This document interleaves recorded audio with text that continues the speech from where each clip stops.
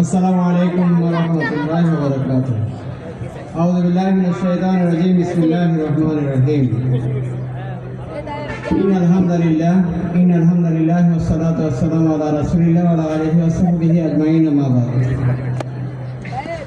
11 জন সমর্থিত জামাত মনোনীত প্রার্থী জনাব আনোয়ার সিদ্দিক চৌধুরীর আজকের এই নির্বাচনী সভার সম্মানিত সভাপতি উপস্থিত আছেন, প্রধান অতিথি আমাদের কেন্দ্রীয় অ্যাসিস্ট্যান্ট সেক্রেটারি জনাব মাওলানা শাহজাহান ভাই সহ জামাত নেতৃবৃন্দ, আমার সামনে উপস্থিত সম্মানিত ছাত্র জনতা, আসসালামু আলাইকুম ওয়া রাহমাতুল্লাহ। আমি বেশি কথা বলবো না, শুধু এইটুকু বলবো যে ভোট একটি আমানত, ঠিক কিনা বলেন?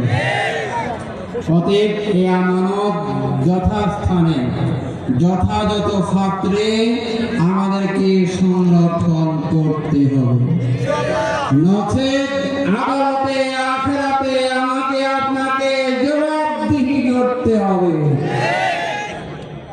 আল্লাহ রাব্বুল আলামিন কালামে মাজিদে ঘোষণা করেছেন, ওয়াল্লাযীনা লিআমানাতিহিম ওয়া আহদিহিম রাউন, যারা মুমিন, যারা ঈমানদার, তারা আমানতের সংরক্ষণ করে থাকে, ওয়াদা চুক্তি রক্ষা করে থাকে।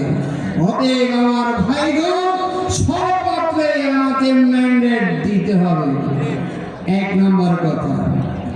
এরপরে আমাদের ব্যাপারে আল্লাহ রাসূল বলেছেন, লা ঈমানা লিল্লাহ আমানাতুহু ওয়া লা দীনা লিল্লাহ আহাদাহু। ওই ব্যক্তির ঈমান নাই যার কাছে আমানতদারিতা নাই।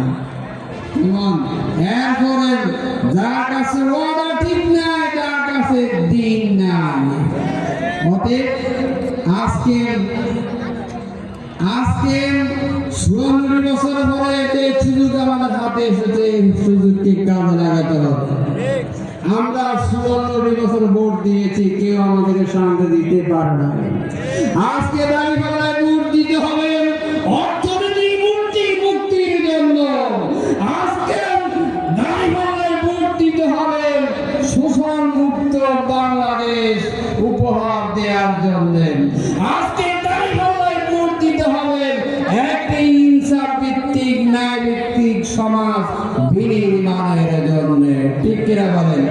আসুন আগামী 12 তারিখ আমাদের মনোনীত জামাত মনোনীত প্রার্থী, 11 জন মনোনীত প্রার্থী জনাব আনোয়ার সিদ্দিক চৌধুরীকে আমরা দাঁড়িপাল্লায় ভোট দিয়ে জয়যুক্ত করে আমরা সংসদে পাঠাবো।